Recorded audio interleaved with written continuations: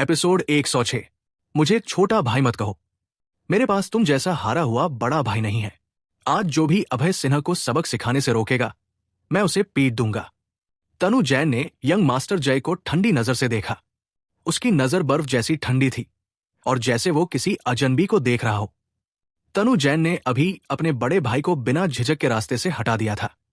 उसके दिल में उसने कभी यंग मास्टर जय को अपना बड़ा भाई नहीं माना। यंग मास्टर जय उसके लिए सिर्फ एक हारा हुआ था, जिसका कोई भविष्य नहीं था। एक हारे हुए की बात उसे क्यों सुननी चाहिए? भैया अभय, सॉरी, मैं उसे रोक नहीं सका। मेधा को लेकर अभी भाग जाओ। यंग मास्टर जय ने होठों पर ताजा खून के साथ अपराध बोध से कहा। उसके दिल में बहुत पछतावा था। वो आज अभय को स्पा में मजा करवाने लाया था, लेकिन तनु जैन से भिड़ंत हो गई। अगर तनु ने अभय की टांगे तोड़ दी तो वो जिंदगी भर पछताएगा। जय, इसमें तुम्हारी गलती नहीं है। तुम्हारा छोटा भाई नीच है जिसने तुम्हें भी मारा। क्या पागलपन है? अभय ने हल्की स्माइल दी और उसे सांत्वना दी। उसे पता था कि यंग मास्टर जय अपराध बोध महसूस कर रहा है, तो उसने उसे ढाढ़स बंधाया। भले ही यंग मास्टर जय और तनु जैन भाई थे, लेकिन वो एक दूसरे से बिल्कुल उलट थे। यंग मास्टर जय दोस्ती को बहुत अहमियत देता था, जबकि तनु जैन अपनी ताकत का गलत इस्तेमाल करने वाला नीच था। दुनिया में हर तरह के लोग होते हैं, कुछ अच्छे और कुछ बुरे। अगर यंग मास्टर जय एक अच्छे दिल वाला इंसान था, तो तनु जैन शैतानी दिल वाला मर्द था। उसने फैसला किया कि वो इस हरामी को बाद में सबक सिखाएगा, मेधा और यंग मास्टर जय का बदला लेने के लिए। तुमने अपने बड़े भाई को भी पीटा, तुम नीच हो। अभय ने मुड़कर तनु जैन को गाली दी। वो पहले तनु जैन के माता पिता को गाली देना चाहता था, लेकिन याद आया कि उसके माता पिता यंग मास्टर जय के भी माता पिता हैं। वो यंग मास्टर जय का दोस्त था, तो उनके माता पिता को गाली नहीं दे सकता था। इसलिए उसने सिर्फ तनु जैन को गाली दी। अभय सिंह, तुमने मुझे गाली देने की हिम्मत की, मैं तुम्हारी टांगे तोड़ दूंगा। कई लोगों ने ऐसा कहा, लेकिन आखिर में उनकी ही टांगे टूटी न। आज तुम्हारा आखिरी दिन है। सब जाओ और इसे पकड़ो। मैं खुद इसकी टांगे तोड़ना चाहता हूं। तनु जैन ने जोर से हाथ हिलाया और अपने पीछे खड़े दर्जन सिक्योरिटी गार्ड से कहा। वो बहुत गुस्से में था कि अभय ने उसे नीच कहा और बदला लेना चाहता था। यंग मास्टर जय जैसे अमीर लड़के के लिए जिसने भी उसे गाली दी, उसे मरना चाहिए और उसे तड़पाना चाहिए। हाँ, छोटे मास्टर। सामने खड़े सिक्योरिटी गार्ड्स डंडे हाथ में लिए अभय की ओर बढ़े। उनकी नजरों में वो लंबे और तगड़े थे। उनके सामने वाले इस जवान लड़के को आसानी से खत्म कर सकते थे। अगर वो अच्छा प्रदर्शन करें और छोटे मास्टर को खुश करें, तो उनका भविष्य उज्जवल होगा। दो सिक्योरिटी गार्ड्स ने अपने डंडे लहराए और अभय के सिर की ओर निशाना साधा। पेंग पेंग। अभय ने अचानक अपने बाएं पैर से दोनों सिक्योरिटी गार्ड्स के पेट पर लात मारी। वो हवा में उछलकर जमीन पर जोर से गिरे। उनके चेहरे पीले पड़ गए और वो जमीन से उठ नहीं सके। सिक्योरिटी गार्ड्स के हाथों से डंडे भी छूट गए। सब हैरान रह गए जब उन्होंने देखा कि अभय ने एक ही लात से दो सिक्योरिटी गार्ड्स को उड़ा दिया। जेड फिंगर एम्परर के सिक्योरिटी गार्ड्स सब लड़ाई में माहिर थे, लेकिन वो तुरंत हार गए। सब जाओ और इसे पकड़ो। तनु जैन ने जोर से हाथ हिलाया और अपने पीछे खड़े दर्जन सिक्योरिटी गार्ड्स को आदेश दिया। दर्जन सिक्योरिटी गार्ड्स ने शैतानी स्माइल दी और डंडे हाथ में लिए अभय को घेर लिया। वो गुस्से में थे कि अभय ने दो सिक्योरिटी गार्ड्स को लात मारकर उनकी बेइज्जती की थी छोटे मास्टर के सामने। उन्होंने अभय को कातिलाना नजरों से घूरा। सावधान भैया अभय, मेघा ने चिल्लाया जब उसने देखा कि दर्जन सिक्योरिटी गार्ड्स ने अभय को घेर लिया। उसे डर था कि अभय को चोट लग जाएगी। बदकिस्मती से वो एक कमजोर औरत थी जो अभय की कोई मदद नहीं कर सकती थी और सिर्फ बेबस खड़ी रह सकती थी। यंग मास्टर जय भी घबराहट से देख रहा था। उसे डर था कि अभय को चोट लगेगी, लेकिन वो खुद घायल था और मदद करना चाहकर भी कुछ नहीं कर सकता था। दर्जन सिक्योरिटी गार्ड्स अपने घायल भाइयों का बदला लेने को बेताब थे। उन्होंने एक साथ अपने डंडे उठाए और अभय की ओर लहराए। अभय तेजी से बिजली की तरह हिला और सिक्योरिटी गार्ड्स के हमलों को चकमा दिया। चाहे वो किसी भी दिशा से आए, वो अपने डंडे उस पर नहीं मार सके। पट पट पट पट। अभय ने हर मुक्के और लात से एक एक को गिरा दिया। पल भर में अभय को घेरने वाले सारे शैतानी सिक्योरिटी गार्ड्स जमीन पर थे। कितना तगड़ा! दर्जन सिक्योरिटी गार्ड्स ने अभय को डर भरी नजरों से देखा, जैसे उन्होंने कोई राक्षस देख लिया हो। भैया अभय बहुत तगड़े हैं। तनु जैन भी हैरान था। उसे नहीं लगा था कि अभय इतना तगड़ा होगा। मेघा की आंखें प्रशंसा से चमक रही थी। औरतों को ताकतवर मर्द स्वाभाविक रूप से पसंद आते हैं। बेशक हैरान मेघा के अलावा यंग मास्टर जय भी हैरान था। उसकी हैरानी फिर खुशी में बदल गई। भैया अभय बहुत गजब के हैं। भले ही जैन परिवार के लोग मारे गए हों, यंग मास्टर जय खुश था। तनु जैन ने भौहें सिकोड़ ली जब उसने देखा कि दर्जन सिक्योरिटी गार्ड्स को अभय ने गिरा दिया। उसके चेहरे पर गंभीर भाव आ गए। अभय उसकी उम्मीद से कहीं ज्यादा तगड़ा था। लेकिन तनु जैन परेशान नहीं था। वो टाइक्वांडो में लेवल 4 था और बहुत तगड़ा था। भाई, तुम में कुछ हुनर है। तनु जैन ने अपनी शर्ट उतारी, अपनी मजबूत मांसपेशियां दिखाई और अभय की ओर बढ़ा। उसने फैसला किया कि वो इस जवान लड़के से खुद निपटेगा। हाँ, तनु जैन ने जोर से चिल्लाया और अपने दाएं हाथ से तेज मुक्का मारा। पेंग! अभय ने सबकी हैरान नजरों के सामने तनु जैन की मुट्ठी को एक हाथ से पकड़ लिया। चाहे तनु जैन कितना भी जोर लगाए, वो अपनी मुट्ठी हिला नहीं सका। घुटने टेको! अभय ने अचानक अपने दाएं पैर से तनु जैन के घुटने पर लात मारी। तनु जैन का घुटना खटा की आवाज के साथ टूट गया। वो चीखा और अभय के सामने घुटनों पर गिर पड़ा। पहले तनु जैन ने अभय से घुटने टेककर माफी मांगने को कहा था। जाहिर है अभय ने उसका जवाब उसी तरह दिया और तनु जैन को घुटने टेकवाए। सब हैरान रह गए जब उन्होंने देखा कि अभय ने एक ही चाल से तनु जैन को हरा दिया। उनके चेहरों पर डर दिखा जब उन्होंने तनु जैन को अभय के सामने घुटनों पर देखा। तनु जैन को पीट दिया गया। अब मामला गंभीर हो गया था। एपिसोड 107। बूथ में लड़ाई की आवाजें बहुत तेज थी और इससे दूसरे बूथ के लोग आकर्षित हो गए। लोग आए और प्लम ब्लॉसम हॉल के बाहर जमा हो गए। हंगामा देखना स्वाभाविक था। लेकिन जब उन्होंने जैन परिवार के छोटे मास्टर को एक जवान लड़के के सामने घुटनों पर देखा तो वो हैरान रह गए। क्या मेरी आंखों में कुछ गड़बड़ है? क्या वो जैन परिवार का छोटा मास्टर नहीं है? वो घुटने क्यों टेक रहा है? हाँ, छोटा मास्टर जैन परिवार का वारिस है। इस जवान लड़के ने उसे घुटने टिकवाने की हिम्मत कैसे की? क्या ये मरना चाहता है? मैं जेड फिंगर एम्परर में लंबे वक्त से आ रहा हूं, लेकिन ये पहली बार है जब मैंने छोटे मास्टर को किसी के सामने घुटने टेकते देखा। आसपास के लोग जोर शोर से बात कर रहे थे और तनु जैन को हैरानी से देख रहे थे। तनु जैन का चेहरा गुस्से से लाल हो गया जब उसने लोगों की बातें सुनी और उनकी शैतानी नजरें महसूस की। उसकी आंखें जलती हुई आग से भरी थी। सबके सामने घुटने टेकना एक मर्द के लिए सबसे बड़ा अपमान था। अगर नजरें मार सकती तो अभय अब तक लाख बार मर चुका होता। बदकिस्मती से नजरें नहीं मार सकती तो तनु जैन बस घुटनों पर रह सकता था। वो नाराज और गुस्से में था। वो खड़ा होना चाहता था, लेकिन उसके घुटने टूट चुके थे और उसका शरीर अभय ने दबा रखा था। वो खड़ा होने की हालत में नहीं था। मुझे उठने दो, तनु जैन ने गुस्से से कहा। उसका चेहरा शैतानी से भरा था। तनु जैन जैन परिवार का छोटा मास्टर था और जैन परिवार का अगला वारिस था। लेकिन अब जैन परिवार का भविष्य का वारिस एक जवान लड़के के सामने घुटनों पर था। अगर यह बात फैल गई तो तनु जैन की इज्जत को बहुत बड़ा धक्का लगेगा। ये तनु जैन के परिवार के मुखिया बनने की संभावनाओं को भी प्रभावित कर सकता था। अभय सिन्हा को मरना चाहिए। तनु जैन का चेहरा गुस्से से लाल था और वो अभय को लाख टुकड़ों में चीर देना चाहता था। बदकिस्मती से दूसरा बहुत तगड़ा था और वो खड़ा भी नहीं हो सकता था। उसने रुककर नहीं सोचा। अगर उसने अभय को उकसाया ना होता तो उसे चोट क्यों लगती? मैं तुम्हें क्यों उठने दूं? मैं जैन परिवार का छोटा मास्टर हूं। अगर तुमने मुझे नहीं छोड़ा तो पूरे पूर्वांचल शहर में तुम्हारे लिए कोई जगह नहीं होगी। तनु जैन, तुम मुझे धमकी दे रहे हो? तनु जैन की धमकियां सुनकर अभय ने ठंडी स्माइल दी। उसकी आंखों में ठंडक की चमक दिखी। उसे धमकियां सुनना नापसंद था, खासकर किसी नीच से।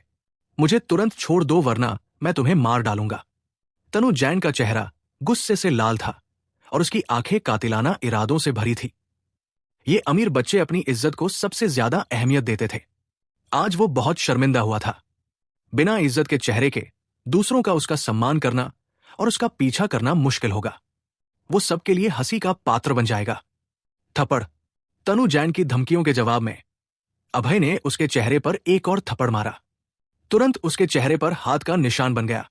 ये मेघा के लिए है। अभय ने अपनी हथेली छुई और हल्के से कहा, भैया, अभय ने मेरे लिए तनु जैन को पीटा। मेघा कांप गई और बहुत भावुक हो गई। ये उसकी जिंदगी में पहली बार था जब कोई मर्द उसके लिए ऐसा खड़ा हुआ। इस पल मेघा के अभय के प्रति भाव बदल गए। कृतज्ञता के अलावा कुछ और भी था। तुमने मेरे चेहरे पर मारने की हिम्मत की। तनु जैन का चेहरा सूजा हुआ और शैतानी था। वो अभय से अपने पूरे दिल से नफरत करता था।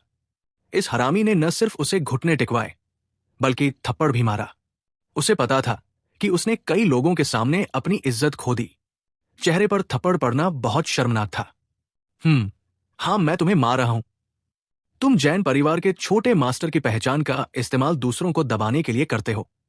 तुमने न सिर्फ मेघा को मारा बल्कि उसका रेप भी करना चाहा। तुमने अपने बड़े भाई को भी लात मारी।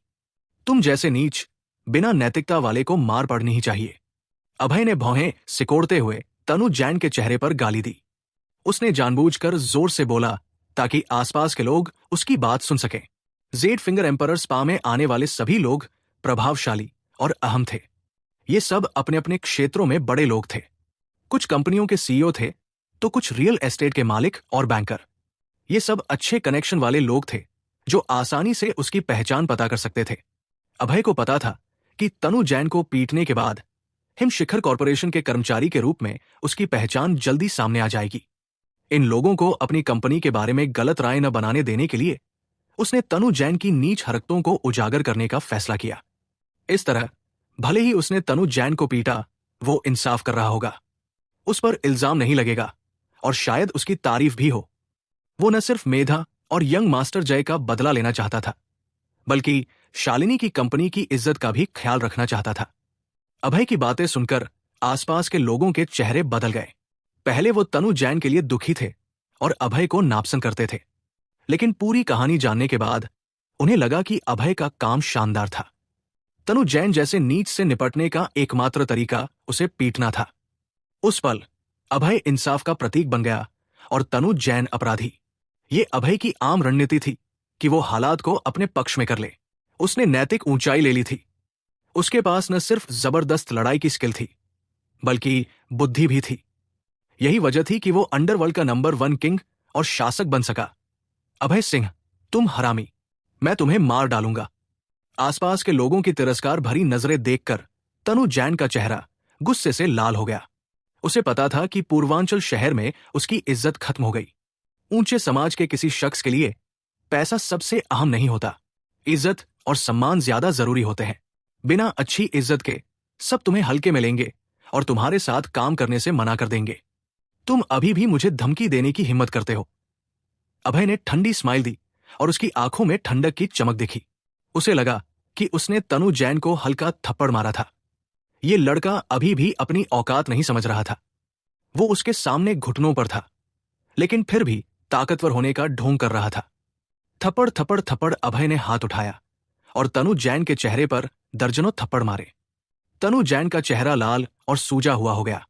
वो चक्कर खा रहा था, मुंह में खून था, यहां तक कि उसके कुछ दांत भी मुंह से उड़ गए। वो बहुत दयनीय लग रहा था। तनु जैन को लगा कि वो अभय के थप्पड़ों से मर जाएगा। सबक सीख लिया? अभय ने ठंडी स्माइल दी और तनु जैन से पूछा। इस वक्त तनु जैन चक्कर और भ्रम में था। वो अभय के सवाल का जवाब देने की हालत में नहीं था। लगता है तुमने अभी सबक नहीं सीखा, तो मैं तुम्हारी टांगें तोड़ देता हूं। अभय ने ठंडी स्माइल दी और तनु जैन की टांगों की ओर जोर से लात मारी। खचाक खचाक। तनु जैन ने दर्द भरी चीख मारी जब उसकी टांगें टूट गई। उसका चेहरा दर्द से भर गया। राक्षस, ये राक्षस है। वो डर गया, बहुत डर गया। एपिसोड 108। मैं तुमसे पूछता हूं, क्या तुम मेरी बात मान रहे हो या नहीं? अभय सिंह ने ठंडी स्माइल दी और तनु जैन से पूछा। जब तक तनु जैन हाँ नहीं कहता, वो इस लड़के को पीटता रहेगा। हां, मान रहा हूं। अभय की ठंडी आंखें देखकर तनु जैन का चेहरा पीला पड़ गया और उसने गिड़गिड़ाते हुए कहा। इस वक्त तनु जैन डर से भरा हुआ था। समझदार लोग हालात के खिलाफ नहीं लड़ते। उसे पता था कि अगर उसने ना कहा तो उसकी खैर नहीं। तनु जैन, तुम अब मान रहे हो तो घुटने टेको और हारा हुआ गीत गाओ। टीएल, ये एक गीत है जो लोग हारने के बाद गाते हैं। अभय ने ठंडी स्माइल दी और तनु जैन से कहा। क्या? घुटने टेक कर हारा हुआ गीत गाना? तनु जैन का चेहरा बहुत खराब हो गया। सबके सामने अभय के लिए घुटने टेक कर गीत गाना, वो फिर कभी पूर्वांचल शहर में घूम नहीं सकेगा और हंसी का पात्र बन जाएगा। अगर तुम नहीं गाना चाहते तो ठीक है, फिर तुम मर जाओ। अभय ने ठंडी स्माइल दी, जैसे वो एक भयंकर शेर हो जो ठंडी कातिलाना नीयत दिखा रहा हो। मैं गाऊंगा, मैं गाऊंगा। अभय से कातिलाना इरादा महसूस करके तनु जैन ने हार मान ली। जिंदा रहने के लिए उसे घुटने टेक कर गाना पड़ा। तो मैं तुमसे हारा, सारे रास्ते काट दिए, मेरा दिल मजबूत, मेरा फैसला नादानी। तनु जैन जमीन पर घुटनों के बल बैठा, हारा हुआ चिल्लाते हुए गाया, लेकिन उसका दिल खून के आंसू रो रहा था। ये गीत हारने की कहानी कहता था, जो इस सीन के लिए बिल्कुल सही था। जैन कॉरपोरेशन के छोटे मास्टर को घुटने टेक कर हारा हुआ गाते देख आसपास के लोग कंफ्यूज हो गए। उनकी आंखों में छिपी स्माइल थी। वो हंसना चाहते थे, लेकिन हिम्मत नहीं थी। इसे रोकना मुश्किल था। तुम लोग भी हारा हुआ गाओ। अभय ने हाथ पीछे बांधे और दर्जन सिक्योरिटी गार्ड से कहा, शैतान। ये एक ऐसा शैतान था जिसे नाराज नहीं करना चाहिए। जिंदा रहने के लिए दर्जन सिक्योरिटी गार्ड्स भी जमीन पर घुटने टेक कर तनु जैन के साथ हारा हुआ गाने लगे। कमरे में एक अजीब सीन बन गया। दर्जन लोग अभय के सामने घुटने टेके हुए थे, हाथ जोड़े हुए हारा हुआ गा रहे थे। पूछी, मेघा ने अपना मुंह ढककर हंसी रोकी। ये भैया अभय बहुत गजब थे। इस ग्रुप को घुटने टेक कर हारा हुआ गीत गाने को कह रहे थे, जैसे वो अभय से हार गए हों। मेघा, जय, चलो। अभय ने हल्की स्माइल दी, मेधा और यंग मास्टर जय को बुलाया। तीनों जेड फिंगर एम्परर्स पास से निकल गए। अभय की पीठ को दूर जाते देख आसपास के लोगों के चेहरों पर डर था। उन्होंने नोट कर लिया कि अभय नंबर 1 खतरनाक शख्स था, जिसे भविष्य में किसी भी हाल में नाराज नहीं करना है। घुटने टेक कर हारा हुआ गाना बहुत शर्मनाक था। रात के 8 बजे बाहर नीन लाइट्स चमक रही थी। पूर्वांचल शहर रात में खास तौर पर आकर्षक था। थैंक्स भैया अभय। मेघा का चेहरा सेब की तरह लाल था और उसने प्यार से कहा, अगर आज अभय नहीं होते तो उसकी इज्जत लुट जाती। अभय ने न सिर्फ उसे बचाया, बल्कि उसका बदला भी लिया। वो बहुत भावुक थी। अगर वो रूढ़िवादी ना होती तो वो उसके साथ सो भी जाती। मेघा, वहां अब काम मत करना, ऐसी जगह थोड़ी खतरनाक होती है। अभय ने मेघा को देखा और कहा, मैं आपकी बात मानूंगी। मेघा ने सहमति दी। उसकी पतली पलकें हल्के से ऊपर नीचे हुई। वो वहां सिर्फ इसलिए थी ताकि भैया अभय से मिल सके। अब वो मिल चुकी थी और उसकी ख्वाहिश पूरी हो गई थी, तो जाहिर है वो वहां फिर नहीं आएगी। इसके अलावा अभय ने तनु जैन को पीटा था। वो वहां अब रह नहीं सकती थी। भैया अभय, मेरा भाई छोटी छोटी बातों का बदला लेता है। आपने आज उसे पीटा तो मुझे डर है कि वो भविष्य में आपसे बदला लेगा। सावधान रहना। यंग मास्टर जय के चेहरे पर थोड़ी चिंता थी और उसने सावधानी से चेतावनी दी। वो अपने भाई के स्वभाव को किसी से बेहतर जानता था। उसका भाई बचपन से घमंडी और दबंग था। बड़ा होने पर वो अब मर्दों और औरतों को भी परेशान करता था। संक्षेप में, वो नीच था। तनु जैन के बड़े भाई होने के नाते यंग मास्टर जय ने उसे कई बार समझाया था, लेकिन वो नहीं माना और उल्टा यंग मास्टर जय को अपमानित करता था। उसने कहा था कि यंग मास्टर जय हारा हुआ है। जय, मैंने तुम्हारे भाई की टांग तोड़ी, क्या तुम मुझसे नफरत नहीं करते? अभय ने हल्के से भौहें सिकोड़ते हुए यंग मास्टर जय से कहा। आखिरकार तनु जैन यंग मास्टर जय का छोटा भाई था। उसने आज तनु जैन को पीटा था। भैया अभय, आपने उसे पीटकर सही किया। ऐसे लोगों को कब का पीटा जाना चाहिए था। मैं आपको मेरा बदला लेने के लिए थैंक्स कहूंगा। तनु जैन को सोचते हुए यंग मास्टर जय के चेहरे पर गुस्सा था। इस नीच छोटे भाई ने न सिर्फ उसे हारा हुआ कहा, बल्कि आज उसे पीटा भी। जब तनु जैन उसे बड़ा भाई नहीं मानता था, तो यंग मास्टर जय को भी उसे भाई मानने की जरूरत नहीं थी। ठीक है, अब तनु जैन की बात छोड़ो, मैं तुम्हें घर छोड़ देता हूं। अभय तनु जैन के बारे में बात नहीं करना चाहता था, क्योंकि इस लड़के की बात करने से यहां सब नाखुश हो जाते थे। रात हो रही थी। उसने दोनों को घर छोड़ने का फैसला किया। भैया अभय, मेघा को स्कूल छोड़ दो, मैं खुद घर चला जाऊंगा। यंग मास्टर जय ने मेघा को देखा और थोड़ी शैतानी स्माइल के साथ कहा। आज वो मूल रूप से मसाज के लिए गए थे, लेकिन तनु जैन के आने की उम्मीद नहीं थी। प्लान काम नहीं किया और अब यंग मास्टर जय भैया अभय को मौका देने जा रहा था। एक सुंदरता के साथ अकेले रहने का मौका। सावधान रहना जय, मैं अब मेघा को घर छोड़ देता हूं। अभय ने यंग मास्टर जय को हाथ हिलाया, एक टैक्सी रोकी और मेघा के साथ गाड़ी में बैठ गया। ड्राइवर 40 साल का मर्द था, थोड़ा मोटा और गोलमटोल और बहुत बातूनी। भाई, कहाँ जाना है? मोटा ड्राइवर ने आंखें सिकोड़कर स्माइल दी और कहा, उससे पूछो, मुझे कुछ पता नहीं। अभय ने अपने बगल में बैठी मेघा की ओर इशारा किया और स्माइल के साथ कहा, उसे सिर्फ इतना पता था कि मेघा कॉलेज स्टूडेंट है, लेकिन उसे नहीं पता था कि वो कहाँ पढ़ती है। जब उसे मेघा की यूनिवर्सिटी नहीं पता थी, तो जाहिर है उसे उसका पता भी नहीं पता था। भैया, पूर्वांचल मेडिकल यूनिवर्सिटी। मेधा ने हल्की स्माइल दी और आगे बैठे ड्राइवर से कहा, पूर्वांचल मेडिकल यूनिवर्सिटी पूर्वांचल शहर की सबसे अच्छी मेडिकल स्कूल है। लड़की जरूर बहुत अच्छी स्टूडेंट होगी। मोटे ड्राइवर के चेहरे पर हैरानी थी और उसने तारीफ की। वो पूर्वांचल शहर का था और दर्जन साल से टैक्सी चला रहा था। शहर को अच्छे से जानता था। जाहिर है उसे पता था कि पूर्वांचल मेडिकल यूनिवर्सिटी शहर की सबसे अच्छी यूनिवर्सिटी है। ये डॉक्टरों का गढ़ थी और इसने ढेर सारे डॉक्टर तैयार किए थे। आज के समाज में दो बहुत सम्मानित करियर हैं, डॉक्टर और टीचर। डॉक्टर जान बचाते हैं और दर्द कम करते हैं, जबकि टीचर स्टूडेंट्स को रास्ता दिखाते हैं और समस्याएं सुलझाते हैं। दोनों नौकरियों में पुण्य है। मोटा ड्राइवर डॉक्टरों को सबसे ज्यादा पसंद करता था, क्योंकि सालों पहले उसका कार एक्सीडेंट हुआ था और वो मरते मरते बचा था। एक डॉक्टर ने उसे मौत से बचाया था। जब उसे पता चला कि मेघा मेडिकल यूनिवर्सिटी की स्टूडेंट है, मोटा ड्राइवर खास तौर पर उत्साहित हो गया और मेघा से लगातार बात करता रहा। अभय को एक तरफ छोड़ दिया। क्या बातूनी है। अभय ने आंखें घुमाई और इस मोटे ड्राइवर के बारे में हैरान था। एपिसोड 109। आधे घंटे बाद टैक्सी आखिरकार मेडिकल यूनिवर्सिटी पर रुकी। अभय सिंह ने मोटे ड्राइवर की आंखों को देखा, हैरान। उसे लगभग उसकी मोटी कमर पर लात मारने का मन हुआ। कमाल है, इस मोटे ने आधे घंटे में कितना बोला। क्या बातूनी है। मोटे ड्राइवर की टैक्सी को दूर जाते देख अभय ने आंखें घुमाई, दिल में बहुत उदास। वो कार में मेघा से थोड़ी बात करना चाहता था। उसे नहीं लगा था कि मोटा ड्राइवर मेंढक की तरह बड़बड़ाता रहेगा। भैया, अभय को मोटे ड्राइवर को बातूनी कहते सुन मेघा ने सिर हिलाया, सहमति जताते हुए। उसे भी लगा कि मोटा ड्राइवर बहुत बोलता था और थोड़ा परेशान करता था। भैया अभय, मेरे हॉस्टल में आकर थोड़ा पानी पी लो। मेघा का चेहरा लाल था और उसने उम्मीद से कहा। वो चाहती थी कि अभय उसके हॉस्टल आए, लेकिन डर था कि कहीं अभय मना न कर दे। उसके छोटे चेहरे पर चाहत और उलझन का मिश्रण था।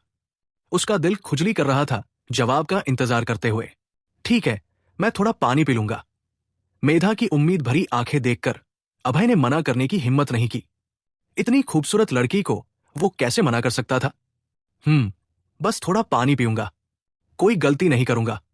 उसने खुद को ढाढ़स बंधाया। हालांकि एक लड़की का मर्द को अपने हॉस्टल बुलाना लोगों को सोचने पर मजबूर करता है। ये औरत क्या चाहती है, उसकी नीयत क्या है। क्या वो इस मर्द के साथ हॉस्टल में सोना चाहती है?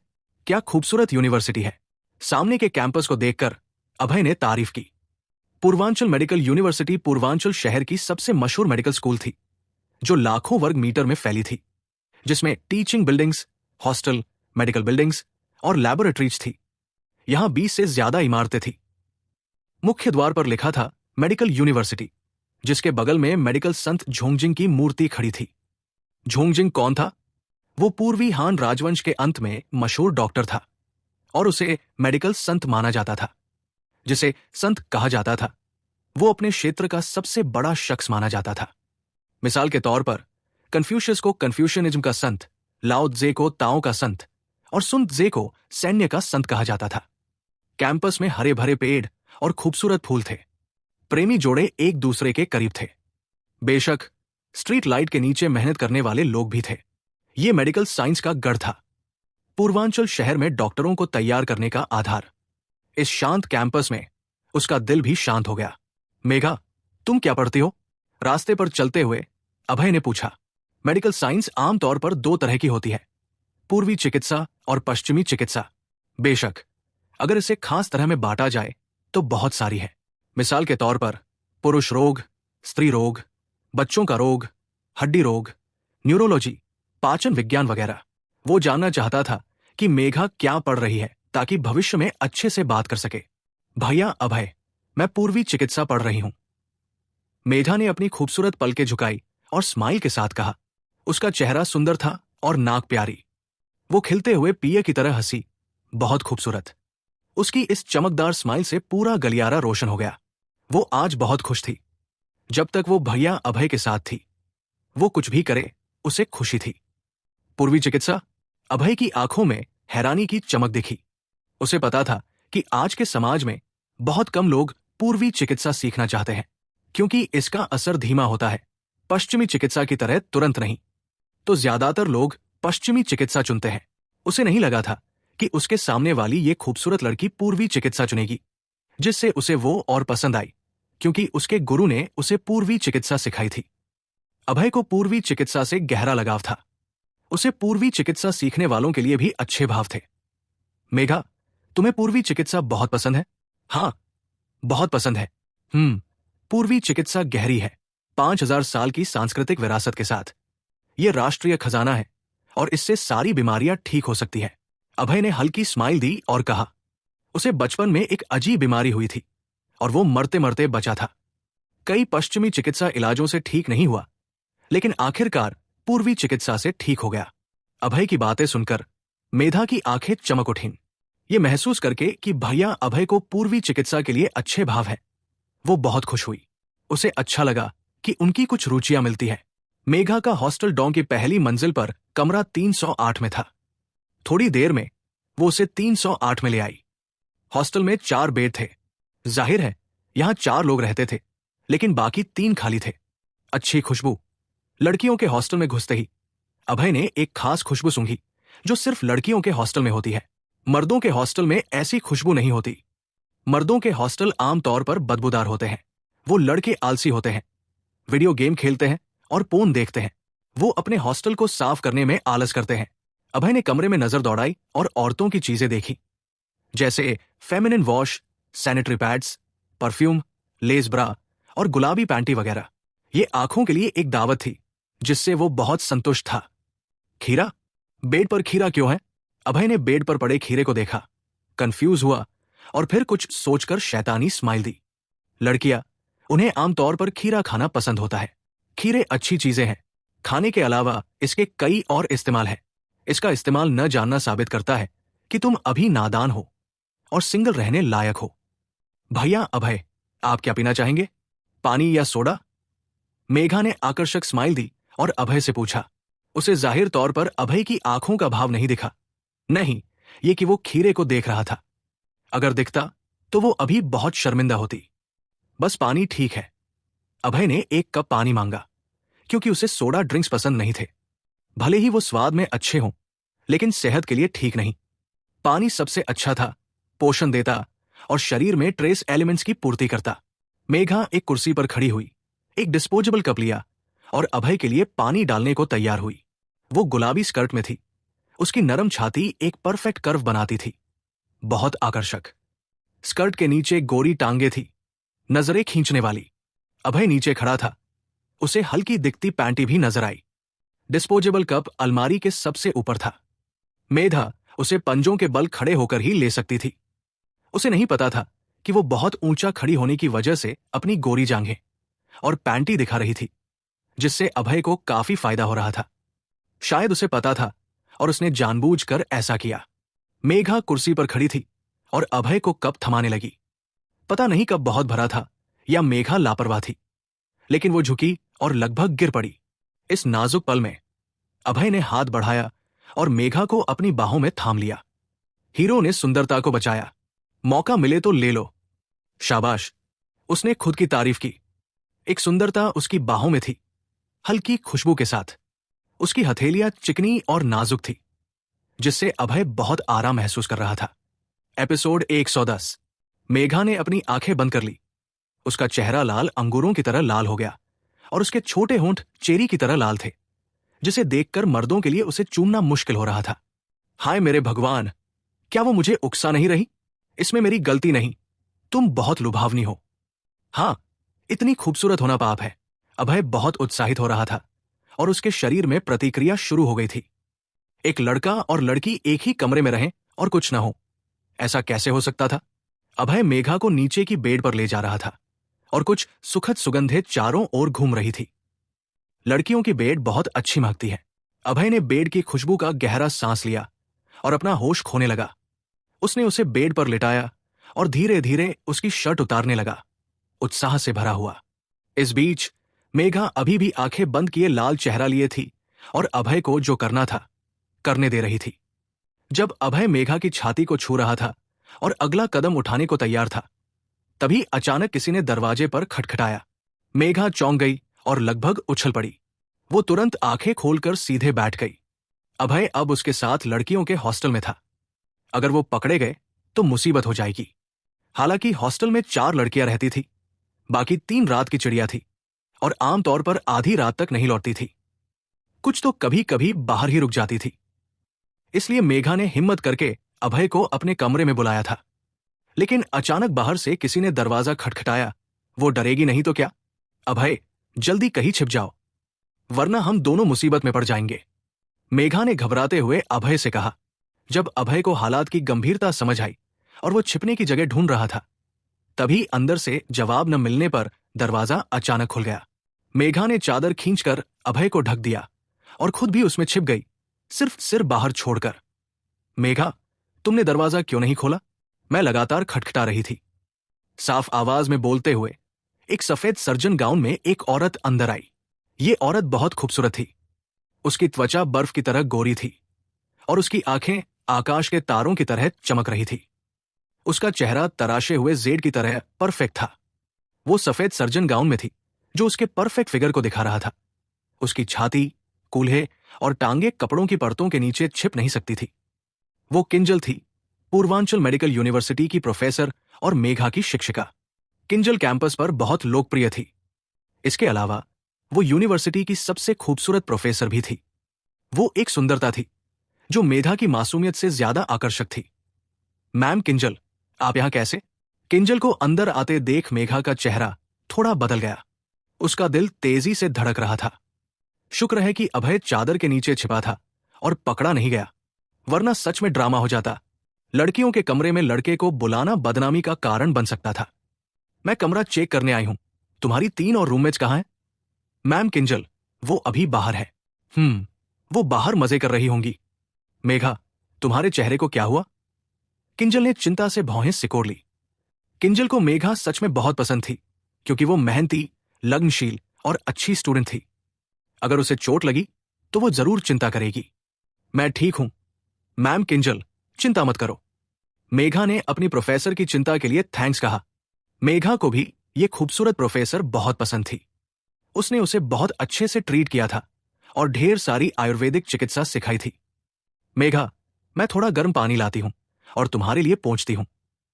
मैम किंजल, सब ठीक है। मुझे पता है आप बिजी है, आप जा सकती है। नहीं मेघा, तुम बिल्कुल ठीक नहीं लग रही हो। मुझे तुम्हारी देखभाल करनी होगी। किंजल एक दयालु प्रोफेसर थी जो अपने स्टूडेंट्स की फिक्र करती थी। उसने एक वॉश बेसिन लिया और उसमें गर्म पानी डाला, फिर एक तौलिया लिया, उसे पानी में डुबोया और मेघा के लाल चेहरे को पोंछने लगी। मेघा कांप रही थी। उसने अपने शरीर को चादर से ढक रखा था और सिर्फ सिर बाहर था, लेकिन चादर के अंदर अभय उसके साथ था। वो इस पल बहुत घबराई हुई थी। अभय को चादर के नीचे ज्यादा देर रहने से सांस लेने में दिक्कत हो रही थी।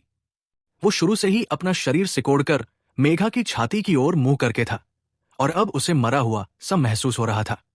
चूंकि मेघा की छाती 2 पपीतों जितनी बड़ी थी, उसकी क्लीवेज में अच्छी खुशबू थी जो अभय को पागल कर रही थी, जबकि वो उस पर झुका हुआ था।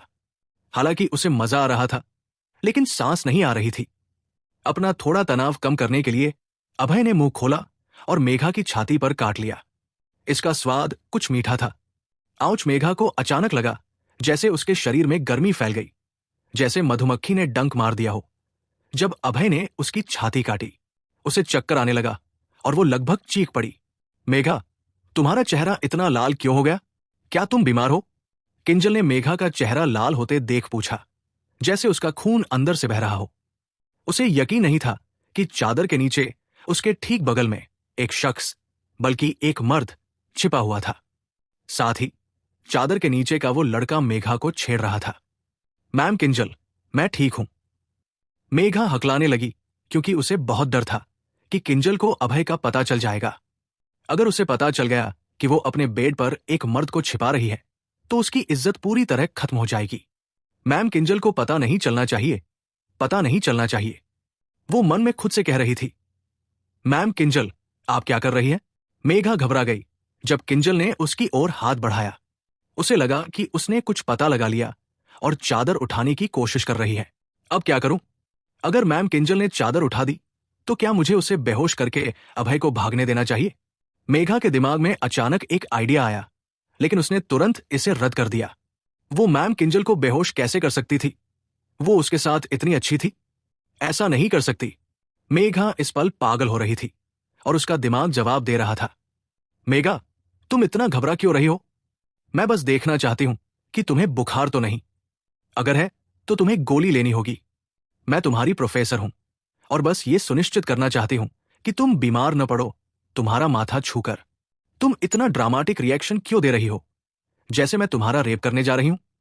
अरे रे रे, किंजल, क्या तुम पागल हो गई हो? अपनी स्टूडेंट के सामने ऐसी गंदी सोच कैसे रख सकती हो? किंजल ने स्माइल दी और अपनी हथेली मेघा के माथे पर रख दी। इस बीच मेघा उसे डर से घूर रही थी। तुम्हें बुखार नहीं है, लेकिन तुम्हारा चेहरा इतना लाल क्यों है? किंजल कंफ्यूज थी कि मेघा का चेहरा इतना लाल क्यों था जब उसके शरीर का तापमान ठीक था। प्रोफेसर, मैं सच में बीमार नहीं हूं। मुझे लगता है आपके पास अभी काम है, आप वापस जा सकती हैं। मेघा ने चिंता से किंजल से कहा। उसे पता था कि इस वक्त सबसे जरूरी किंजल को भगा देना है। जितनी देर वो यहां रुकेगी उतना ज्यादा खतरा कि अभय पकड़ा जाए। एपिसोड 111। मेघा, तुम अभी ठीक नहीं हो, मैं अब कैसे जा सकती हूं? किंजल ने सिर हिलाया और मेघा को चिंता से देखा जब उसने उसे जाने के लिए कहा।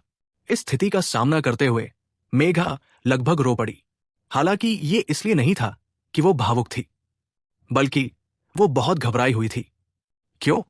क्योंकि इस पल अभय चादर के नीचे उसकी छाती से खेल रहा था। अगर किंजल वहां न होती तो मेघा अभय को ऐसा करने देती, लेकिन अब उसे डर था कि थोड़ा सा हिलने पर भी वो पकड़े जाएंगे। मेघा, मुझे अपने हाथ दो, मैं उन्हें पोंछ दूंगी, किंजल ने स्माइल करते हुए मेघा से कहा।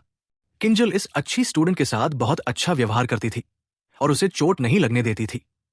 प्रोफेसर, मेरे हाथ ठीक है, आपको ऐसा करने की जरूरत नहीं है। मेघा ने सिर हिलाया और किंजल के प्रस्ताव को ठुकरा दिया। उसके दोनों हाथ अभय के शरीर से दबे हुए थे और बिल्कुल हिल नहीं सकते थे। अगर वो अपने हाथ बाहर निकालना चाहती तो उसे अभय को धक्का देना पड़ता, जिससे किंजल को उसका पता चल जाता। क्या उलझन थी? मेघा, तुम्हें शर्माने की जरूरत नहीं है। अगर तुम्हें अजीब लग रहा है तो मैं तुम्हारा हाथ बाहर निकाल सकती हूं। किंजल ने स्माइल की और मेघा के हाथ को चादर के नीचे से निकालने के लिए हाथ बढ़ाया। कोई बात नहीं मैम किंजल, मैं खुद कर लूंगी। मेघा लगभग रो पड़ी और किंजल को चादर के नीचे अपने हाथों तक पहुंचने से मना कर दिया। उसे समझ आ गया था कि अगर किंजल ने हाथ डाला तो वो निश्चित रूप से अभय को छू लेगी और फिर वो बड़ी मुसीबत में पड़ जाएगी। उसे किसी भी कीमत पर किंजल को चादर के अंदर पहुंचने से रोकना था। अब क्या करूं? मेघा घबरा रही थी, फिर भी वो अपना हाथ बाहर नहीं निकाल सकती थी। किंजल ने आखिरकार मेघा को थोड़ी देर हिचकिचाते देख अपना हाथ अंदर डालने का फैसला किया। अचानक चादर से बेड के किनारे एक हाथ बाहर निकला। मेघा उस हाथ को देखकर चौंक गई, क्योंकि उसे पता था कि ये उसका हाथ नहीं था। इस आपात स्थिति में अभय ने अपना हाथ बाहर निकाला ताकि वो मेघा का हाथ होने का ढोंग कर सके। लाओ, मैं इसे पोंछ देती हूं। किंजल ने फिर स्माइल करते हुए उस हाथ को तौलिए से पोंछना शुरू किया। कितना नरम! अभय उस पल का आनंद ले रहा था जब एक लड़की के नरम हाथों से उसका हाथ पकड़ा और साफ किया जा रहा था। प्रोफेसर के हाथ बहुत नरम थे। हालांकि अभय चादर के नीचे से उसका चेहरा नहीं देख सकता था, लेकिन सिर्फ उसके हाथों को महसूस करके वो बता सकता था कि वो जरूर एक सुंदरता होगी। अभय इस पल बहुत अच्छा समय बिता रहा था। उसका बायां हाथ मेघा के शरीर पर था और दायां हाथ किंजल पकड़े हुए थी। अब मैं खुशी से मर सकता हूं। हालांकि बेचारी सुंदर प्रोफेसर को बिल्कुल नहीं पता था कि वो जिस हाथ को पकड़े हुए थी वो मेघा का नहीं, अभय का था। अगर उसे सच पता चल जाता तो वो बहुत गुस्सा हो जाती। मेघा, तुम्हारा हाथ कब से इतना खुरदुरा हो गया? किंजल ने हाथ पोंछते हुए पूछा। उसके विचार में औरतों के हाथ नरम और चिकने होने चाहिए थे, जो अब वो जिस हाथ को पकड़े हुए थी उससे बिल्कुल अलग था। ये बहुत खुरदुरा लग रहा था, जैसे किसी मर्द का हाथ। किंजल की बात सुनकर मेघा का दिल जोर जोर से धड़कने लगा। उसे बहुत डर था कि कहीं वो कुछ अजीब नोटिस न कर ले। मैम किंजल, मैंने हाल ही में अपनी पार्ट टाइम नौकरी में बहुत काम किया है, शायद इसलिए मेरे हाथ सूख गए हैं। मेघा का चेहरा लाल हो गया और उसने बहाना बनाया। यह बहुत अच्छा बहाना था, क्योंकि वो हाल ही में पार्ट टाइम शिफ्ट कर रही थी। मेघा, काम करने के साथ साथ अपने शरीर का भी ध्यान रखना चाहिए। जब भी तुम्हें जरूरत लगे मुझसे मदद मांग सकती हो। थैंक्स मैम किंजल, मैं मांगूंगी। अच्छा, तो मैं अब जाती हूं। अपने शरीर का ध्यान रखना। किंजल ने स्माइल की और खड़े होकर जाने लगी। वो मेघा से थोड़ी देर और बात करना चाहती थी, लेकिन चूंकि उसे वॉशरूम जाना था, उसने मेघा को अलविदा कहकर जाने का फैसला किया। अलविदा मैम किंजल, मेघा ने तुरंत कहा जब उसने देखा कि किंजल जाने वाली है। किंजल ने सिर हिलाया और कमरे से बाहर चली गई। उसे जल्दी थी क्योंकि वो वॉशरूम जाना चाहती थी। अभय, मैम किंजल चली गई है, आप बाहर आ सकते हैं, मेघा ने शर्माते हुए कहा। उसका चेहरा अभी भी लाल था। उसका चेहरा पके टमाटर की तरह लाल हो गया था। इस पल वो घबराहट से ज्यादा शर्मिंदगी महसूस कर रही थी, ये सोचकर कि अभय ने अभी चादर के नीचे उसकी छाती को काटा था। मेघा बहुत शर्मिंदा थी और एक गड्ढा खोदकर उसमें छिप जाना चाहती थी। हाय मेघा, तुम्हारी छाती बहुत बड़ी है, मैं लगभग दम घुटने से मर गया। अभय ने चादर से बाहर निकलते ही अपना मुंह चौड़ा खोला और जितना हो सके सांस लेने लगा। वो ऑक्सीजन की कमी से मरते मरते बचा था। मेघा की छाती उसके लिए काफी बड़ी थी। उसने उसकी छाती पर मुंह खोला और हवा में मिठास महसूस की। हां, हवा में मिठास थी। आमतौर पर हवा में कोई खुशबू नहीं होती, लेकिन मेघा की छाती के आसपास ये सुगंधित थी। अभय की बात सुनकर मेघा का चेहरा और लाल हो गया और वो चादर के नीचे छिप गई। मेघा, क्या तुम आगे बढ़ना चाहती हो? अभय ने चादर के नीचे शर्माई मेघा को देखते हुए स्माइल की। अगर किंजल की दखलंदाजी न हुई होती तो वो मेघा के साथ संबंध बना चुका होता, और अब जब किंजल चली गई थी, अभय निश्चित रूप से आगे बढ़ना चाहता था। आखिरकार अपनी यौन इच्छा को छोड़ना उसके लिए स्वस्थ नहीं होगा। अभय, क्या हम इसे किसी और दिन कर सकते हैं? मेरी रूममेट्स वापस आ रही होंगी और अगर वो हमें पकड़ लेंगी तो ठीक नहीं होगा। मेघा ने चादर के नीचे से धीरे से कहा, बिना सिर बाहर निकाले। किंजल से निपटने में बहुत समय बर्बाद हो गया था, इसलिए अब देर हो रही थी।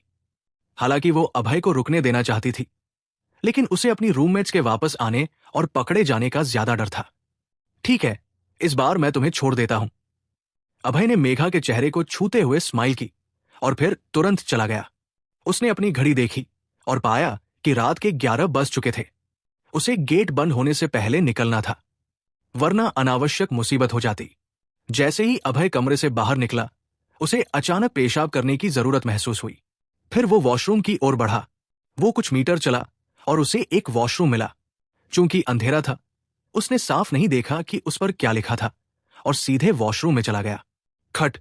जब अभय ने लड़कियों के वॉशरूम का दरवाजा खोला तो उसे एक गोरा कूल्हा और एक खूबसूरत चेहरा दिखा। क्या शानदार दृश्य था! इस औरत की त्वचा बेहतरीन सफेद जेड की तरह चमक रही थी और उसकी आंखें आकाश के तारों की तरह चमक रही थी। अभय को अंदर आते देख उस सुंदरता का चेहरा अचानक बदल गया और ऐसा लगा जैसे वो अगले ही पल उसे मार डालेगी। एपिसोड 112। हरामी, तुम यहां क्यों आए? किंजल ने गुस्से से भड़कते हुए अभय से पूछा और उसे घूरने लगी।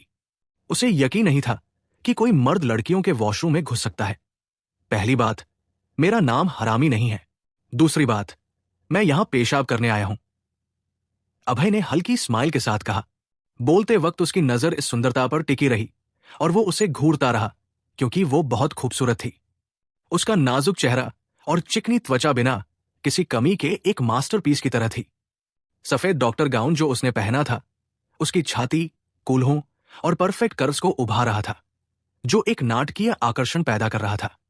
क्या शानदार चेहरा और हॉट फिगर था इस ऊंची श्रेणी की सुंदरता का। यह खुशबू जानी पहचानी लगती है। अभय उस खुशबू को सूंघ रहा था जो उसे अभी मेघा के कमरे में मिली थी। उसे समझ आया कि उसके सामने वाली प्रोफेसर मेघा की प्रोफेसर किंजल थी। यह साफ था कि वो मेडिकल स्कूल में पढ़ाती थी क्योंकि उसने डॉक्टर का गाउन पहना था। हरामी, तुम क्या घूर रहे हो? किंजल गुस्से में थी और अभय को लात मारना चाहती थी क्योंकि वो उसकी बॉडी को घूर रहा था। फिर भी वो खड़ी नहीं हो सकती थी, क्योंकि इससे उसका शरीर उसके सामने खुल जाता। किंजल जानती थी कि अभय उसका स्टूडेंट नहीं था, क्योंकि वो उसे नहीं पहचानती थी। लेकिन वो शायद किसी दूसरी क्लास से हो सकता था, क्योंकि मेडिकल स्कूल में ढेर सारे स्टूडेंट्स थे। उसने कसम खाई कि वॉशरूम से निकलते ही वो इस लड़के की जांच करेगी और उसे स्कूल से निकलवा देगी। ब्यूटी, तुम्हारा नाम किंजल है, सही? तुम्हें मेरा नाम कैसे पता? क्या तुम मानोगी अगर मैं कहूं कि मैंने अंदाजा लगाया? अभय ने हल्की स्माइल के साथ पूछा। वो निश्चित रूप से उसे नहीं बताएगा कि वो अभी मेघा के बगल से चादर के नीचे से निकला था। क्या तुम्हें लगता है कि मैं ये मान लूंगी? तुमने जरूर मेरा पीछा किया और अब मुझ पर जबरदस्ती करने की कोशिश कर रहे हो। तुम बहुत बड़े हरामी हो। किंजल ने अभय को तिरस्कार और गुस्से से देखा। उसे लगा कि ये लड़का उसका पीछा करके आया होगा और उसकी खूबसूरती की वजह से कुछ गलत करने की कोशिश कर रहा है। आप हमेशा खबरों में देखते हैं कि लड़के लड़कियों का पीछा करके वॉशरूम, उनके घर या गैरेज तक जाते हैं और उन पर हमला करते हैं। ब्यूटी, मैं सच में यहां सिर्फ पेशाब करने आया हूं। मैं तुम्हारा पीछा नहीं कर रहा। अभय ने भौहें सिकोड़ते हुए उसे समझाने की कोशिश की। उसे गलत समझा जाना पसंद नहीं था। इसके अलावा उसे लड़कियों का वॉशरूम में पीछा करने की आदत नहीं थी। तो फिर अगर तुम मेरा पीछा नहीं कर रहे तो अभी क्यों नहीं चले जाते? किंजल ने अभय को ठंडी नजर से देखा। वो इस लड़के से बहुत सतर्क थी, क्योंकि उसे डर था कि वो अचानक उस पर हमला कर सकता है। रात के 10 बजे वॉशरूम में उनके अलावा कोई नहीं था। अगर ये जवान लड़का अचानक कंट्रोल खोकर उसकी ओर दौड़ा तो उसके पास भागने का कोई रास्ता नहीं होगा। उसे उम्मीद थी कि अभय जितनी जल्दी हो सके चला जाए, क्योंकि वो थोड़ा डर रही थी। उसने उसके चेहरे को दिमाग में नोट कर लिया था और कल मेडिकल स्कूल के रजिस्ट्री में थोड़ी जांच करके उसे ढूंढ लेगी। उस वक्त ये घमंडी लड़के का आखिरी दिन होगा।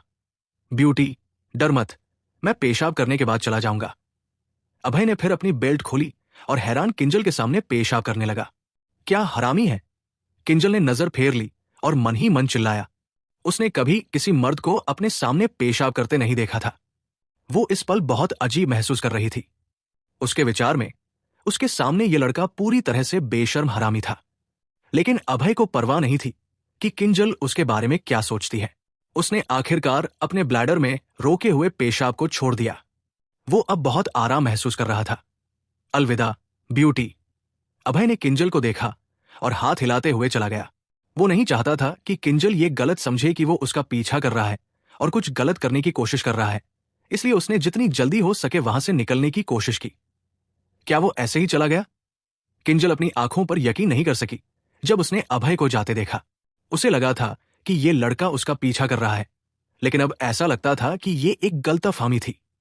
क्या ये लड़का सच में सिर्फ पेशाब करने आया था? फिर भी लड़कियों के वॉशरूम में पेशाब करना अजीब था। अगली बार मुझे मत दिखना, मेरे शरीर को देखने के बाद। किंजल ने मुट्ठी भींची और दरवाजे को गुस्से से घूरा। क्या मजेदार कहानी थी कि उनकी पहली मुलाकात लड़कियों के वॉशरूम में हुई। क्या रोमांचक रात थी। अभय शांत सड़क पर चलते हुए उत्साह से सोच रहा था। निश्चित रूप से ये रोमांच मेघा के बगल में चादर के नीचे छिपने और साथ ही किंजल के पास होने से आया था। अभय को रोमांच और उत्तेजना पसंद थी। उसकी शख्सियत उसके अनुभवों से बनी थी, जहां वो मौत और जिंदगी के बीच से गुजरा था। इसलिए वो रोमांच और औरतों का विरोध नहीं कर सकता था, और सिर्फ ये दो चीजें ही मर्दों की जिंदगी को यादगार बना सकती थी। अब अंधेरा हो रहा था। सड़क पर नीन लाइट्स हर जगह थी। अभय ने एक टैक्सी रोकी और शाही महल की ओर चल पड़ा।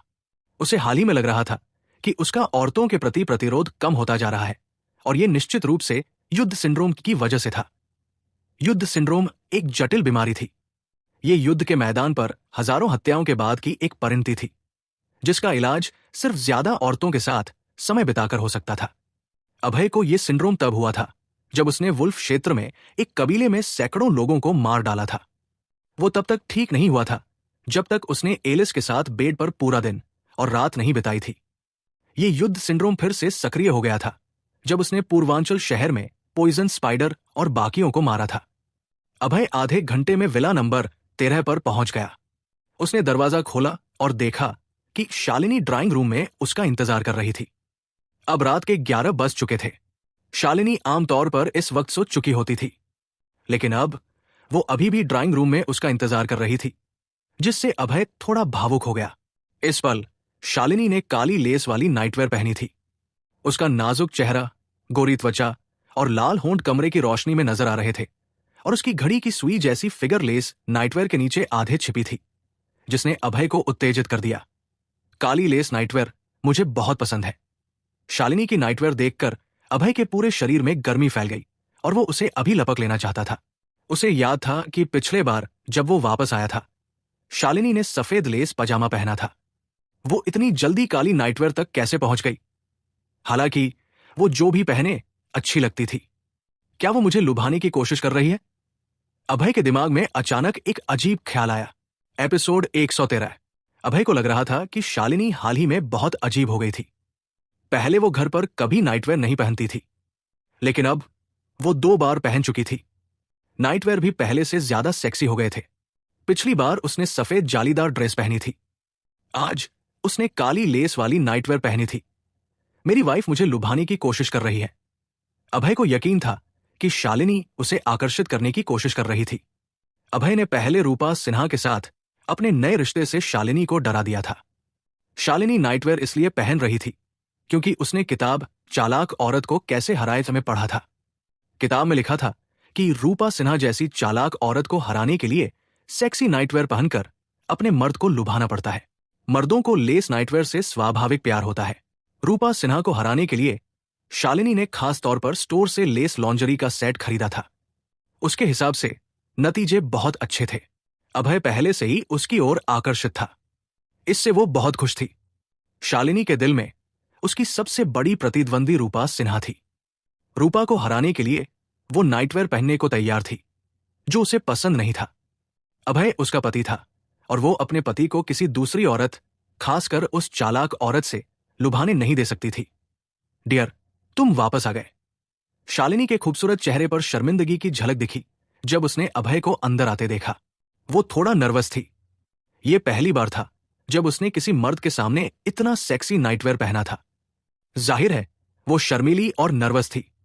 शालिनी के चेहरे पर शर्मिंदगी का दिखना एक बड़ी खबर होती। पूर्वांचल शहर में सब जानते थे कि हिम शिखर कॉरपोरेशन की सीईओ शालिनी ठंडी और खूबसूरत थी। वो एक बर्फीले पहाड़ की तरह थी जो मुस्कुराती भी नहीं थी। कहा जाता था कि कुछ अमीर लड़कों ने शर्त लगाई थी कि जो उसे मुस्कुरा देगा उसे 10 लाख रुपए मिलेंगे, लेकिन कोई ऐसा नहीं कर सका। रूपा सिन्हा शालिनी के लिए बड़ा खतरा थी। अपने पति का दिल जीतने के लिए शालिनी ने खुद को बदलने की कोशिश शुरू कर दी थी। अभय शालिनी के इस बदलाव को देखकर खुश था। उसे गर्व था कि वो एक ठंडी सीईओ को नरम और शर्मीली औरत में बदल सका। ये बड़ी उपलब्धि थी और इसे सोचकर ही वो उत्साहित हो जाता था। ठंडी सीईओ को जीतना हमेशा से अभय का सबसे बड़ा सपना था। बेशक उसका सबसे बड़ा सपना शालिनी के साथ प्यार करना और बच्चा पैदा करना था, लेकिन जाहिर है शालिनी अभी इसके लिए तैयार नहीं थी। फिर भी यह पहले से बेहतर था कि वो अभय के सामने नाइटवेयर पहनने को तैयार थी। अभय को पूरा यकीन था कि अपनी मेहनत से शालिनी एक दिन उसके साथ प्यार करने को तैयार हो जाएगी। वक्त और लगन से लोहे की छड़ को भी सुई में बदला जा सकता है। अभय को भविष्य पर भरोसा था। वाइफ, तुम आज बहुत खूबसूरत लग रही हो। अभय ने गर्म नजरों से तारीफ की और शालिनी के सामने चलकर आया। सच में शालिनी का चेहरा अभय की तारीफ सुनकर लाल हो गया। उसका दिल शहद की तरह मीठा हो गया। चाहे कितनी भी ठंडी औरत हो, वो औरत ही थी। सभी औरतों को तारीफ पसंद होती है। अभय की तारीफों ने उसे बहुत खुश कर दिया। वाइफ, तुम सबसे खूबसूरत औरत हो जो मैंने देखी है। मैं तुमसे मंत्रमुग्ध हो गया हूं। अभय ने बेहोश होने का नाटक किया, जिससे शालिनी हंस पड़ी। डियर, कौन ज्यादा खूबसूरत है, रूपा सिन्हा या मैं? शालिनी का दिल शहद जैसा था, लेकिन जब उसने अपने पति को लुभाने वाली चालाक औरत के बारे में सोचा तो वो नाखुश हो गई।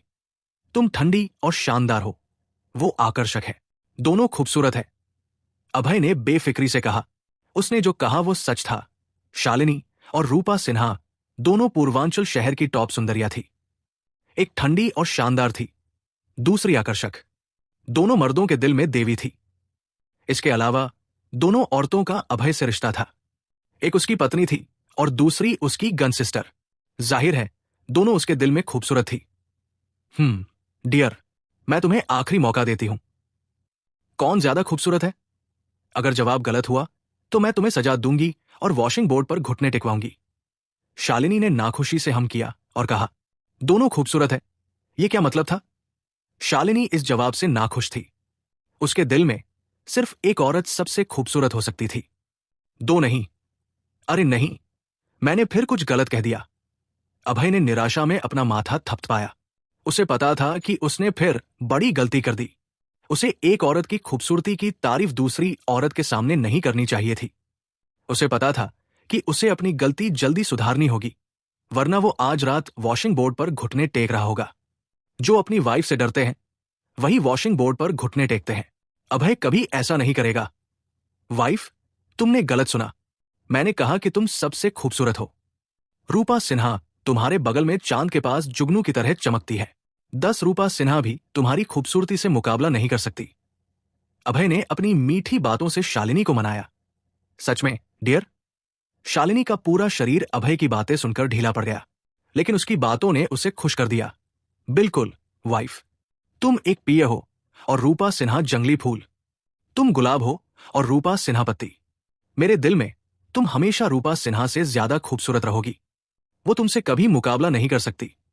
अभय ने हल्की स्माइल दी और शालिनी को दुनिया की इकलौती फूल बताया। उसे पता था कि उसकी बातें सच नहीं थी। रूपा सिन्हा एक औरत के तौर पर शालिनी जितनी ही खूबसूरत थी, लेकिन शालिनी को मनाने के लिए उसे अपनी अंतरात्मा के खिलाफ जाकर कहना पड़ा कि रूपा सिन्हा खूबसूरत नहीं है। गन सिस्टर, मैं ये सिर्फ अपनी वाइफ को मनाने के लिए कह रहा हूं। मुझे माफ करना। अभय ने मन ही मन प्रार्थना की। उसे पता था कि उसे कभी भी रूपा सिन्हा को ये बातें नहीं सुनने देनी चाहिए। अगर रूपा सिन्हा को पता चल गया कि उसने शालिनी को पिया और उसे जंगली फूल बताया, तो वो उसे मार डालेगी। उसी वक्त नंबर 14 मैंशन में रूपा सिन्हा ने लाल जालीदार ड्रेस पहनी थी और सोफे पर आलस से लेटी थी। वो रेड वाइन पी रही थी। उसका आकर्षक चेहरा और भरा हुआ शरीर बहुत लुभावना था। सुंदरता, ये बिना शक एक सुंदरता थी। एक ऐसी सुंदरता जो शालिनी से मुकाबला कर सकती थी। छींक। रूपा सिन्हा अचानक छींक पड़ी। उसकी आंखों में कंफ्यूजन की चमक दिखी। कौन मेरे बारे में बकवास कर रहा है? उसे पता था कि कोई उसके बारे में बुरा बोल रहा है, क्योंकि जब भी कोई उसके बारे में बुरा बोलता था वो छींकती थी। लेकिन रूपा सिन्हा को कभी नहीं लगेगा कि ये उसका गन ब्रदर होगा। एपिसोड 114।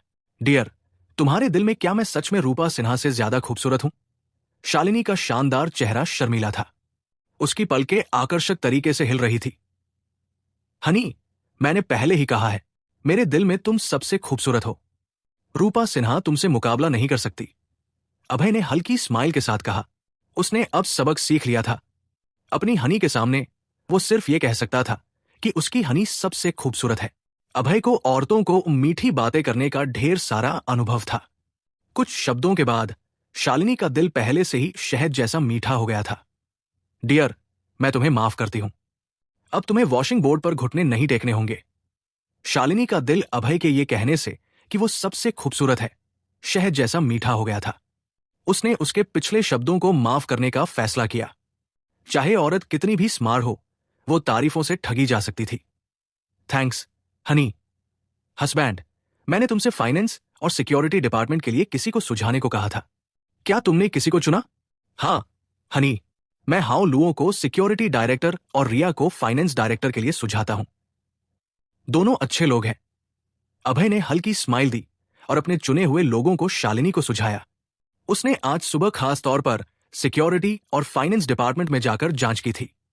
सिक्योरिटी डिपार्टमेंट हिम शिखर कॉरपोरेशन की सुरक्षा के लिए जिम्मेदार था और कंपनी का अहम हिस्सा था। हाउ लुओ उसका साइडकिक, इसके हेड के लिए सबसे भरोसेमंद होगा। फाइनेंस डिपार्टमेंट भी बहुत जरूरी था। अभय फाइनेंस डिपार्टमेंट से किसी को नहीं जानता था, लेकिन उसकी रिया से एक बार मुलाकात हुई थी। रिया पहले फाइनेंस डिपार्टमेंट की वाइस डायरेक्टर थी और कंपनी के वित्तीय मामलों से अच्छे से वाकिफ थी। वो इस पोस्ट के लिए अच्छी उम्मीदवार थी। ठीक है, मैं कल उन्हें आधिकारिक तौर पर डायरेक्टर्स नियुक्त कर दूंगी। शालिनी ने स्माइल की और कहा। उसने सुबह सार्वजनिक रूप से ऐलान किया था कि अभय सिक्योरिटी और फाइनेंस के भविष्य के हेड चुनने के लिए जिम्मेदार होगा। ये आंशिक रूप से अभय को मुआवजा देने के लिए था। ये अपने पति को ज्यादा ताकत देने के लिए भी था, ताकि हिम शिखर कॉरपोरेशन के कर्मचारी उसकी चापलूसी करें, न कि उसके साथ परेशानी खड़ी करें। ओह हाँ डियर, कल तुम्हें कंपनी नहीं आना है। तुम सीधे सिन्हा कॉर्पोरेशन जा सकते हो हमारे बिजनेस डील के लिए। हनी, तुम कह रही हो कि मुझे कल रूपा सिन्हा से मिलने जाना है? हाँ, लेकिन तुम वहां सिर्फ बिजनेस डील की बात करने जा रहे हो। उसके जाल में मत फंसना, शालिनी ने हल्के से भौहें सिकोड़ते हुए कहा। निश्चिंत रहो हनी, मैं उसके जाल में नहीं फंसूंगा। अभय ने स्माइल की और उसे भरोसा दिलाया। डोंग डोंग डोंग, घड़ी ने 12 बार बजा और संकेत दिया कि रात के 12 बज गए थे। डियर, अच्छे से आराम करो, शालिनी ने कहा और दूसरी मंजिल की ओर शान से चल दी। भले ही वो अभय के साथ बहुत अच्छा व्यवहार कर रही थी, लेकिन उसका उसके साथ प्यार करने का कोई इरादा नहीं था। उसे ओसीडी और हल्की यौन उदासीनता थी। उसके पास मर्दों के प्रति स्वाभाविक प्रतिरोध था। अभय के सामने नाइटवेयर पहनना पहले से ही उसकी सीमा थी। मुझे बहुत नींद आ रही है, सोने का वक्त हो गया, अभय ने जम्हाई ली। 12 बज चुके थे, इसलिए वो बहुत थक गया था। उसने गर्म पानी से नहाया और फिर पहली मंजिल पर अपने बेडरूम में सोने चला गया। उसे बहुत अच्छी नींद आई। उसने सपना भी देखा कि वो बेड पर लेटा है और ढेर सारी सुंदरियां उसे घेरे हुए हैं। वहां शालिनी गुप्ता, रूपा सिन्हा, माया राठौर, प्रिया शर्मा, श्यामली वर्मा थी। वो अभी उनके कपड़े उतार चुका था और उन्हें रैवेज करने की तैयारी कर रहा था कि वो जाग गया। इससे उसका मूड खराब हो गया।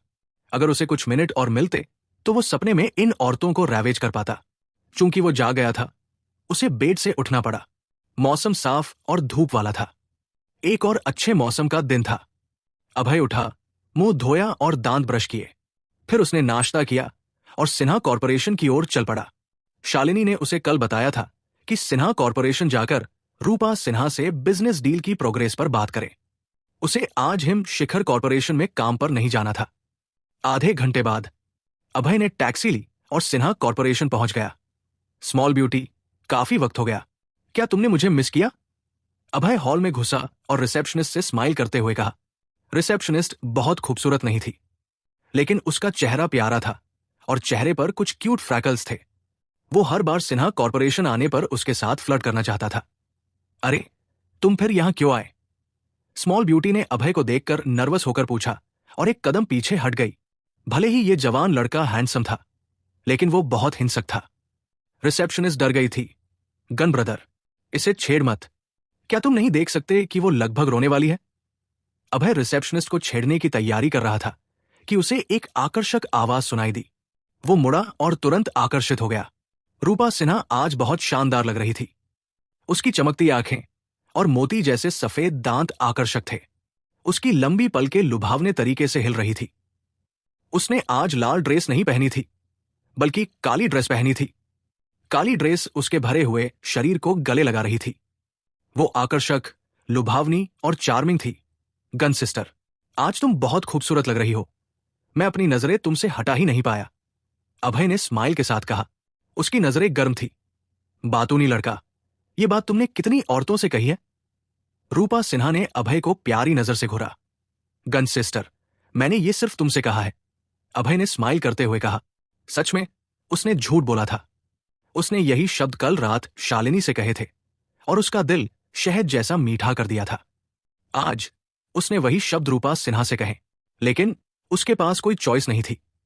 औरतों को मीठी बातें पसंद होती है। औरतों के लिए मीठी बातें एक तेज तीर की तरह होती है जो दिल को भेद सकती है। कोई औरत मीठी बातों से नहीं बच सकती। तुम मीठी बातें करने में बहुत अच्छे हो। चलो एंटीक मार्केट प्लेस चलते हैं। रूपा सिन्हा ने आकर्षक स्माइल दी और कहा।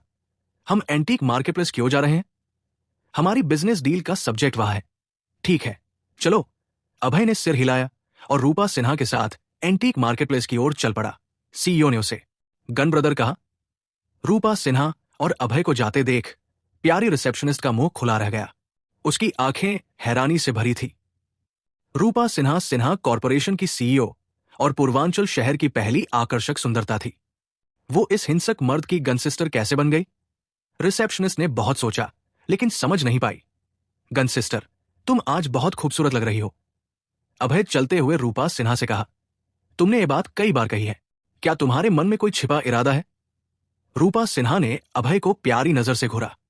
उसका चेहरा शानदार और आकर्षक था। गन सिस्टर, मैं सिर्फ तुम्हारी तारीफ कर रहा हूं। मेरे पास कोई छिपा इरादा क्यों होगा? अभय ने दुखी होने का नाटक किया, लेकिन उसकी नजरें चुपके से उसकी छाती की ओर बढ़ी। सफेद क्लीवेज बहुत आकर्षक थी। गन सिस्टर बहुत खूबसूरत है, उसने मन ही मन सोचा। एपिसोड 115। गन ब्रदर, तैयार रहो, हम एंटीक मार्केट जा रहे हैं।